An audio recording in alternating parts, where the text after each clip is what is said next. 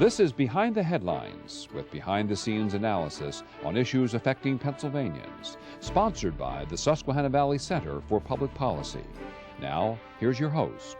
Hi, welcome to a new edition of Behind the Headlines. I'm Charlie Greenewalt, Senior Fellow of the Susquehanna Valley Center for Public Policy, and I'm joined by Maura Donnelly, my co-host. Maura, welcome.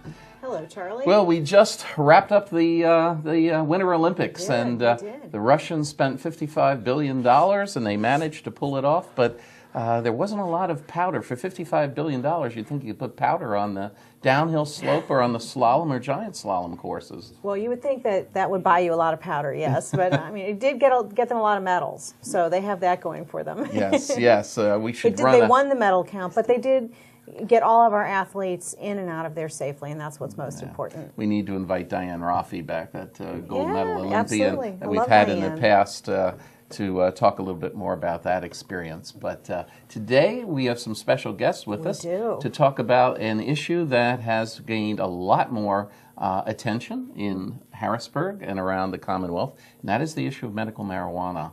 And on the issue of medical marijuana, we have one of the leading authorities and one of the leading legislators, and that is State Senator Mike Folmer. Mike, welcome to the show. Well, thank you very much, and I really appreciate this. And I'm here with one of the mothers that came in to see me originally on why I'm doing the bill, and this is Dana UIlrich and her daughter Lorelei. And Lorelei is well, Dana, you could tell what Lorelei's going through right now. Well, Lorelei is 6 years old, and she has epilepsy. She was diagnosed about 4.5 years ago. Since then, we've done every medication in the book, special diets, and so on. And so far, nothing has helped her. So she's still suffering roughly 400 seizures a day. And when I went to talk to Senator Folmer, he wanted to know how he could help. And so we decided, let's get a new bill out there. Let's see how we can make this work and get help to thousands and thousands of Pennsylvanians. Well, let's talk a little bit about what medical marijuana actually is, Senator, because I think there's some misconceptions out there about what it is and how it helps. Well, first of all, what medical cannabis isn't, it isn't about the high. It isn't about the buzz. It isn't about Cheech and Chong. It's basically medicine. And it's using a plant that I believe that God put here in this earth to be used and for us as human beings to have domain over. And through the research, and I have to say thank you to Dana and one of her cohorts, Lolly Bench, who came in to see me because they turned me on to some, no pun intended, to some information that I never realized that, and I had some misconceptions going forward. But after I was able to do the research, and I became a computer rat there for a while because I wanted to check it all out. Not that I didn't believe you, Dana, but I just wanted to make sure because when I saw the science, when I saw what was happening and what we were missing out on, I came to the conclusion that what this bill is truly about is to make sure that every patient in Pennsylvania has one more arrow in their quiver to do battle against their illness as their medical professional sees fit to prescribe. And that's the essence of this bill. It's about the medicine side. It's about taking the extracts and the attributes of this plant for medical purposes, whether it's for epilepsy or whether it's fighting post-traumatic stress syndrome, whether it's doing great work and we're finding out on diabetes. I mean, the list goes on. And I believe, and I would like to see Pennsylvania to be the leader in this research rather than research coming out of China, research coming out of Canada, research coming out of Israel. I think we should be the leaders. And I think it would be a win-win. And because we're seeing what it's doing for children, especially with the epilepsy episodes. Well, Senator, we have some other states that have approved the use of medical marijuana. Could you go through what other states have done this, and what has their experience been, and how have they gone about doing it? Are you trying to do it in a similar fashion to one of them, or is your approach a little different than some of the other states? The good news is 20 other states have done this before Pennsylvania.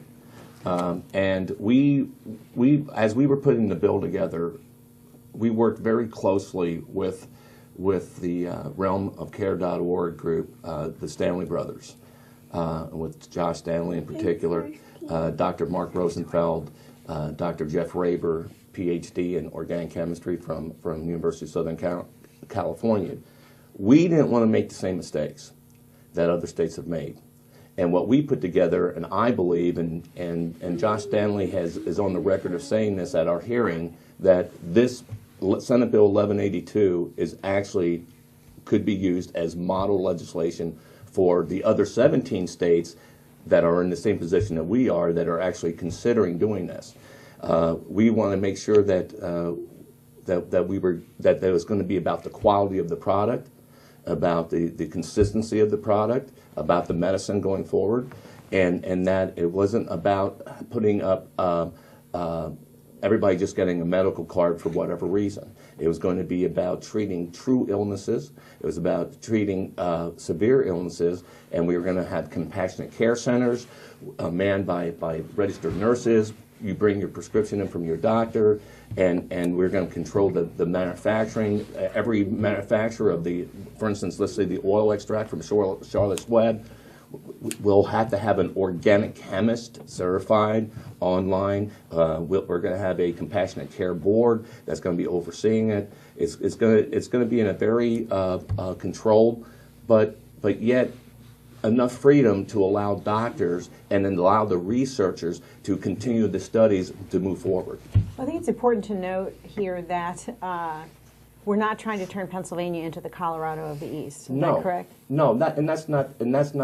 We're not proposing recreational use. No, not at all. Yeah. In full disclosure, I will tell you, I would love to see Pennsylvania become a leader in medical cannabis, in the research of it, and I also would like to see industrial hemp come back to Pennsylvania.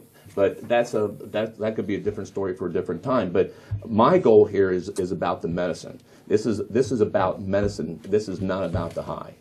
Mm-hmm. Now, Dana, what have you seen in other states where your daughter could receive the benefits of medical marijuana? What would that do to your daughter? How would that improve the situation or change the situation? Well, I guess the stories that you hear coming out of Colorado, and at this point many of them are anecdotal because with the FDA approval not existing at this point, there have not been any true, double-blind placebo-type studies done. But what they're seeing with all of these anecdotal stories, they're having over 85% success rate with children with epilepsy being treated with the medical cannabis, which obviously for me, I'm very hopeful. There are very few stories that you're hearing where there has not been good done for the children. What has been the reception you've received from Pennsylvania's medical community on this issue? Well, the Pennsylvania State Nurses Association has come on board and endorsed our bill, so they are on board. The American Medical Association has shown their support for more research in this department. And the Epilepsy Foundation, actually just in the last week, has come out and said, we want this legalized. We do not think that people should have to suffer through these seizures. They are life-threatening.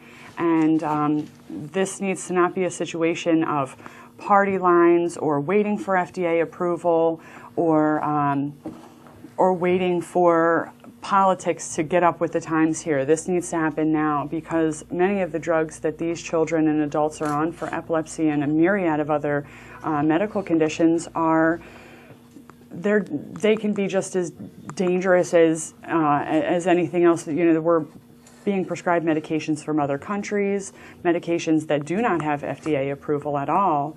And yet this medication, and being so benign as it is, medical cannabis, we're still being denied this for our children and for hundreds of thousands of people across Pennsylvania. If I may interject something here real quick, and I think your listeners need to hear this. I mean, presently in the United States, a person is able to purchase what is called real scientific hemp oil, and it's being imported from other countries. and it's like from Romania and China and such. When you break it down, it's full of pesticides and mold.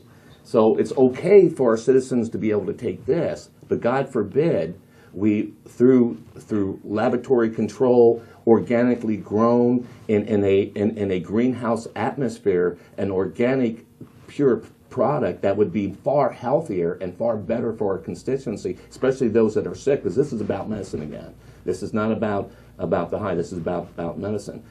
The hypocrisy has to end. I mean, I'm really, to tell you, I'm getting very frustrated with it. Well, Senator, you're a Republican, yes, and you are actually co-sponsoring this bill across party lines. You are working with a number of Democrats in your chamber as well. Could you talk a little bit about that and talk about the cooperation that you may be seeing in the lower chamber, in the House as well? Well, it's a continual travel in education.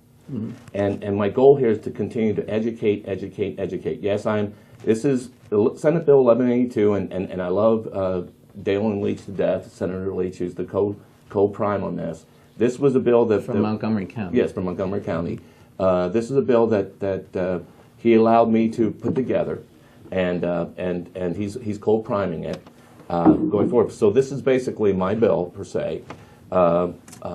But the goal here is to continue to educate. I'm really getting to other Republican senators in my caucus. We're doing very well on the Senate side. We had some bumps in the road, some glitches there to continue. And then on the House side, we're going to have to do the same thing. But you attack this on one step at a time. The first was to introduce the bill and then get a hearing, and then try to move it out of committee, and then move it on the Senate floor, and then to help educate those on the House side on why this would be a plus for Pennsylvania. Okay. Lorelei, do you like computers? Do you? You know, that's the future of America right there. Future of Pennsylvania. So the one in the last 15 seconds, what about the governor? The governor has expressed some opposition to this. You think you can change his mind, or you think you could get the votes to override him? Well, the governor has his position as governor is very concerned about the lack of FDA approval, and that is a federal law that marijuana is illegal. But we're talking about medical cannabis. We're going to continue to work that front. And to show that the science is there, and it seems like every week something new pops in from the science part of it, from the medical side of it, that this is a good thing. By the way, the New England Journal of Medicine did a national survey that said that 76% of the doctors across the country would automatically use some form of medical cannabis in their prescription. And in Pennsylvania, it was 96%. All right. All right. Well, thank you very much, Senator Folmer, for being with us. Thank you, Dana. Thank you, Lorelei, for being with us. And we'll be continuing to follow this issue. Hope you'll keep us updated. We will. And we will hope to share this with our viewers. We'll be right back for the next segment of Behind the Headlines. Behind the Headlines is brought to you as a public service by the Pennsylvania Business Council, envisioning a commonwealth in which residents enjoy a very high quality of life in sustainable communities. The council works aggressively to define key long-term policy strategies and solutions to make the commonwealth more competitive, creating and sustaining a better Pennsylvania. Additional underwriting provided by the Worrell Corporation Foundation, based in Carlisle, Pennsylvania, by the Edward H. and Jeannie Arnold Foundation, and by the Pennsylvania Manufacturers Association. Business in Pennsylvania is our business.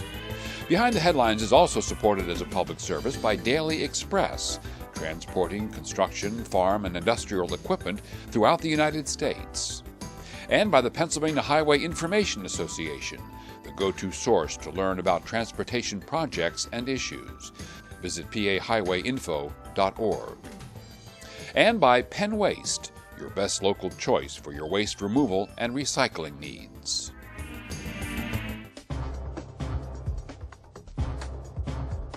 The Pennsylvania Supreme Court's recent ruling on the Commonwealth's Natural Gas Impact Fee Law, Act 13 of 2012, came with some good news and not so good news for townships.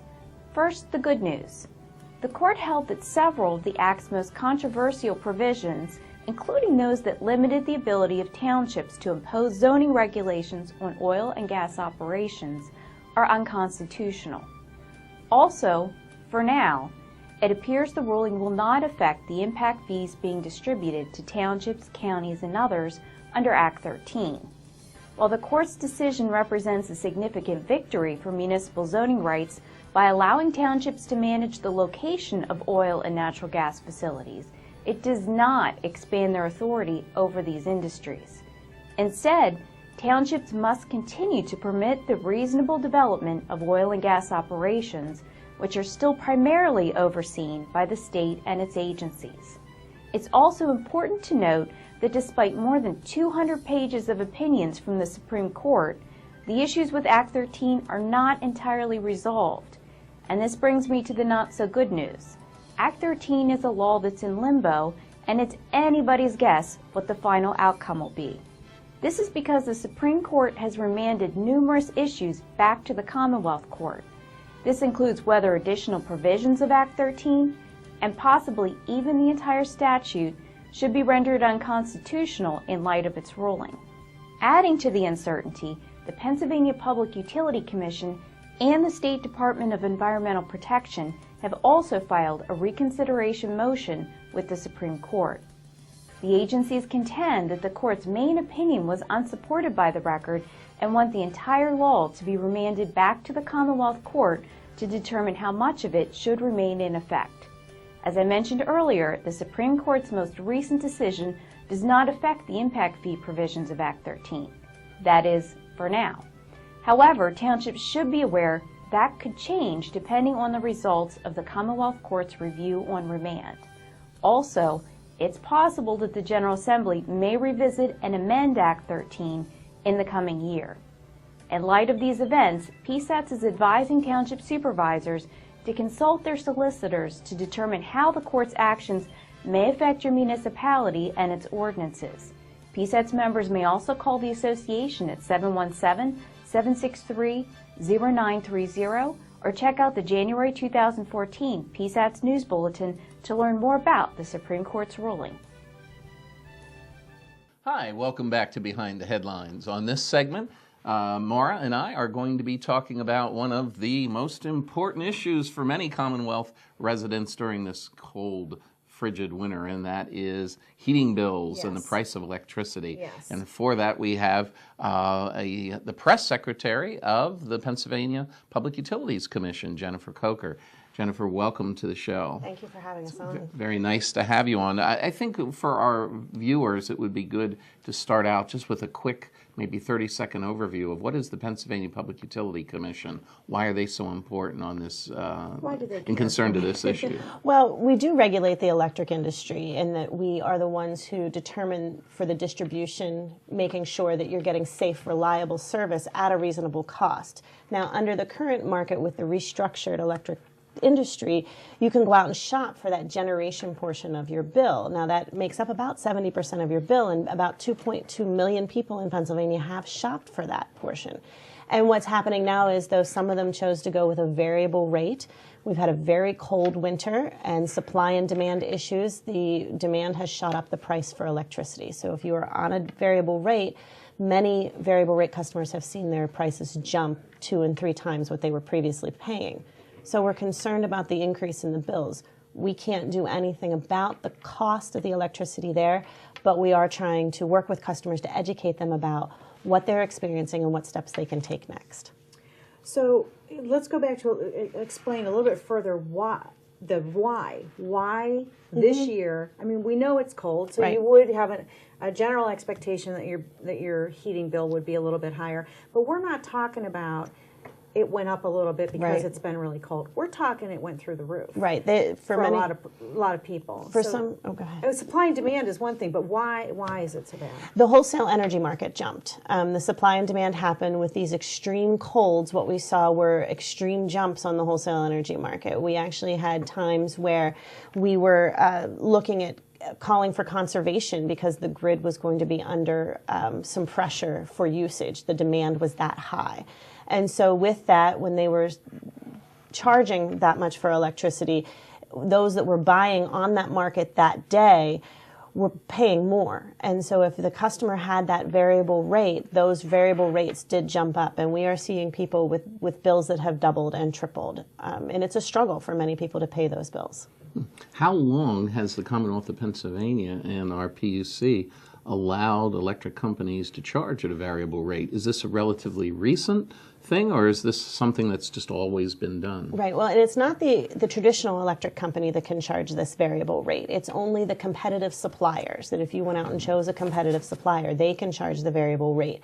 They began offering these types of products, or they could begin offering these products in 1997, but the market actually didn't really develop until 2009 and 2010.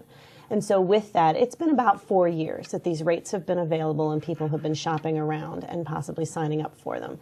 The other thing that we caution people for as well is if they're on a fixed rate. A lot of people, when the rate caps expired and the competitive suppliers came knocking at your door, they signed up for a fixed rate.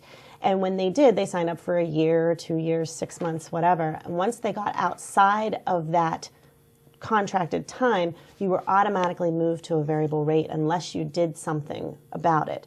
And so those people may not even be aware that they were on the variable rate if they weren't paying attention to their bills. Wow. This is a little bit crazy, but I understand the PUC has gotten hundreds of phone calls. And you said there's nothing you can do about those bills, basically. What is the interest that the PUC has, and is the PUC going to be doing about this? We have opened a proceeding where we are looking at what we can do for the disclosure statements. Under the law, we don't have any jurisdiction over the price that the competitive suppliers can charge. Where we do step in is where they have the ability to either disclose to customers contracts that they're entering into customers. We're making sure that they're marketing to customers in an upfront and honest manner, and that they're following our codes of conduct when it comes to disclosing exactly how they're going to charge and how they're going to raise rates if they're on the variable plan. And a lot of times the variable rates look a lot better, right? They're low. They look lower, and you think I'm getting a great deal here, but it's a risk. It is a risk. I'm not sure everybody understands that. So what you're looking at is, are they being clear in what that means to the consumer? We're looking that they define that risk, and what were those prices going to be tied to, and how would they determine that those prices were going to increase. And then we're even going back and looking and saying, okay, if you said they were going to be increasing based upon either the wholesale market or some other factor, did you indeed follow that factor in how you were making those costs and adjustments? And if you determine that they didn't do that, what can happen? They could be fined. They could be have their license revoked in the state as well. Now, you said that these new alternative electric companies that they're allowed to charge these variable rates. Is there a movement now? Is the PUC heading an effort to try to change that law so that they can offer you a lower rate, but that those rates would be fixed? And if the fixed period does expire, shouldn't there be better notification of the homeowner in there? Can that be put in the law? That's some of the things that we're looking at through this proceeding that we've opened. Where do we have the jurisdiction? How far can we push it? And then where we would need any type of legislative change along the way. One of the things that we're looking at is the notifications that go out to customers. How often do they have to be notified? What needs to be in them? And are they getting those notifications as they're supposed to? And so some of that is already in the law, that once your fixed rate is expiring and you do have to be notified, and those types of procedures. But we're looking to see where do we need to go further, and then is there the ability even to say you can only raise rates this much? And if not, do we need to turn to the legislature for that solution? So it could be a cap, for example, on a variable rate. Okay.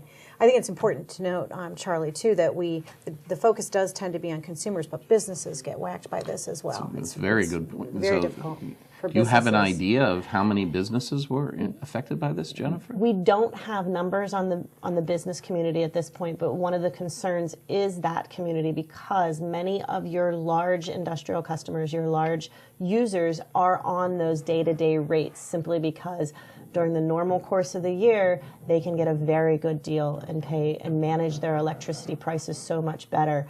But on these types of very cold days when that spikes, they are forced then to pay that higher rate. So we're very concerned there, and the small businesses as well. Right. Any business. Other Yeah. states have PUCs as well, Jennifer. Have they been confronted with the same issue involving variable rates for competing electric companies? Some of them have, if they are a restructured state like we are, where you can shop for your electricity. There's only about 15 states where you shop for your electricity. The rest of them are under that old method where you are, the price is completely regulated by the PUC.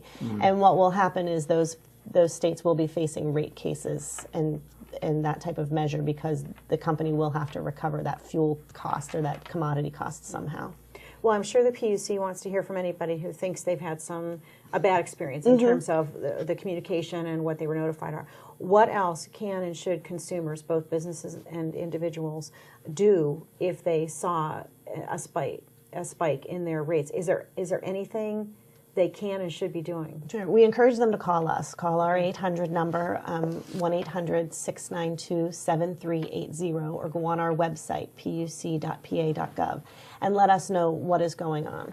The other thing that we encourage them to do is call the supplier. We've heard anecdotally that many of the suppliers are rolling back the price to the PTC, offering somewhat of a refund check or something along those lines. So we're encouraging them to be persistent, because a lot of these suppliers, their call centers are overwhelmed. Be persistent and try to get in touch with your supplier. We're also encouraging them to call their utility. They can possibly get on a payment arrangement. There are payment plans available out there that they could pay this off over a period of time. And then the other thing we're encouraging them to do is shop again. Go on to papowerswitch.com, which is the Commission's shopping website, and look around and find something that is cheaper than the current variable rate that you are on, and save some money that way. We're really encouraging them to educate themselves as well. Learn what a variable rate was. Look and see where you're at and what you can do moving forward. What, in the last 15 seconds, what new is out there that the PUC is looking at in the next year? Anything over the horizon? We're continuing to monitor the competitive electric markets, and we're looking at the competitive natural gas market and hoping to develop both to help consumers. Well, Mara and I have an idea that we want to have Puxatawny Phil under the Pennsylvania PUC so that he will always be predicting the end of winter early. Isn't that a great idea, Mara? That would be a good idea. All right. And as this winter, we're hoping the winter will end, we're going to have to end the show right here. We'll see you again next week. Please tune in again for Behind the Headlines. We'll see you then.